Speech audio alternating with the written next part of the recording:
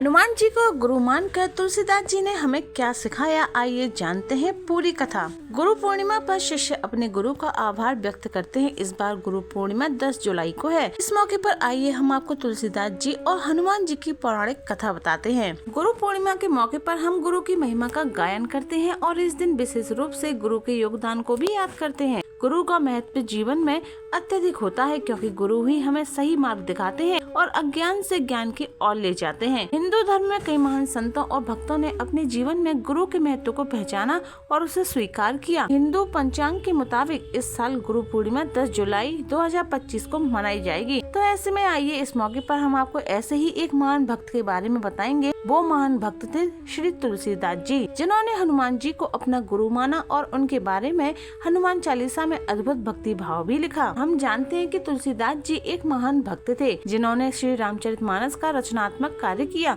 उनके जीवन में भी गुरु का विशेष स्थान था। तुलसीदास जी ने हनुमान जी को अपना गुरु मानते हुए उन्हें गुरु की महिमा का वर्णन किया। मान्यता है कि जब तुलसीदास जी रामचरितमानस लिखने के बाद चित्रकूट गए थे, तब उन्होंने रामघाट पर चंदन घिसते हुए भगवान राम के दर्शन करने की प्रार्थना की। उन्होंने हनुमान जी को गुरु मानकर हमें यह संदेश दिया कि गुरु केवल किसी इंसान के रूप में नहीं होते, बल्कि भगवान के रूप में भी हमारे जीवन को सही दिशा दे सकते हैं। पौराणिक कथा के अनुसार तुलसीदास जी ने रामचरितमानस की रचना के बाद एक बार चित्रकूट जाने का निश्चय किया, जो भगवान राम को प्रिय स्थान था। वहां पर पहुंचने पर श्री तुलसीदास जी राम घाट पर बैठे और भगवान राम की पूजा अर्चना करते हुए चंदन घिस रहे थे। इस दौरान 2 छोटे बालक उनके पास आए और उनसे चंदन लगाने की मांग की। तुलसीदास जी ने जब उन बालकों को दूर भगा दिया, यह सोचते हुए कि वे उन्हें परेशान कर रहे हैं, और कह दिया कि यहाँ और भी पंडित हैं, उनसे तिलक ले लो। लेकिन तब हनुमान जी ने तोते के रूप में प्रकट होते हुए उन्हें यह चौपाई सुनाई। चित्रकूट के घाट में भई संतन की भीड़,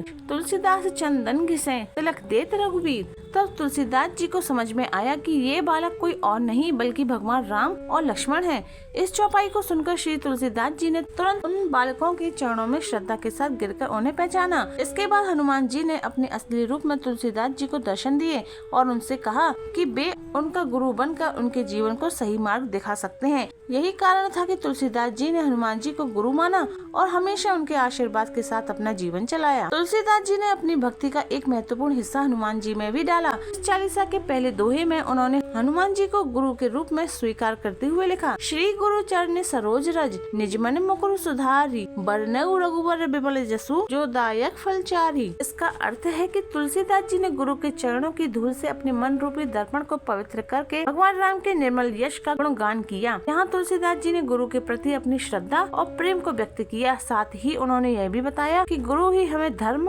अर्थ, काम और मोक्ष के 4 प्रमुख फल प्रदान करते हैं। बुद्धिहीन तनु जान के सुमरो पवन कुमार, बल बुद्धि विद्या देहु मोहि, हरहु कलेश विकार। इसका अर्थ है कि तुलसीदास जी हनुमान जी के शारीरिक बल, बुद्धि और ज्ञान की प्राप्ति की प्रार्थना करते हैं। उन्होंने यह भी कहा कि वह अपने सभी दुखों और दोषों का नाश करते हैं। वह जानते थे कि केवल हनुमान जी ही उन्हें इन कठिनाइयों से बाहर निकाल सकते हैं। हनुमान चालीसा की एक और चौपाई में श्री तुलसीदास जी ने गुरु की कृपा को महत्व दिया। जय जय जय हनुमान गोसाई, कृपा करो गुरुदेव की नाई। श्री तुलसीदास जी हनुमान जी से गुरु की तरह कृपा की प्रार्थना करते हैं। वह यह मानते हैं कि जो व्यक्ति हनुमान चालीसा का पाठ करेगा, वह सभी बंधनों से मुक्त हो जाएगा और उसे परमानंद मिलेगा। उन्होंने कहा कि जैसे गुरु अपने शिष्य पर कृपा करते हैं, वैसे ही हनुमान जी उनकी मदद करें और उन्हें आशीर्वाद दें। गुरु पूर्णिमा के अवसर पर यह हम सभी को याद दिलाने का दिन है कि गुरु के बिना ज्ञान और सही मार्गदर्शन प्राप्त करना असंभव है। तुलसीदास जी ने हनुमान जी को गुरु मानकर हमें यह संदेश दिया है कि गुरु केवल किसी इंसान के रूप में नहीं होते, बल्कि भगवान के रूप में भी हमारे जीवन को सही दिशा दे सकते हैं। हनुमान चालीसा में तुलसीदास जी ने गुरु की महिमा का वर्णन करते हुए हमें यह सिखाया है कि गुरु की कृपा से ही हम जीवन के सारे कष्टों से मुक्त हो सकते हैं। इस गुरु पूर्णिमा पर हमें अपने गुरु का आभार व्यक्त करना चाहिए और उनके आशीर्वाद से अपने जीवन को एक नई दिशा देनी चाहिए।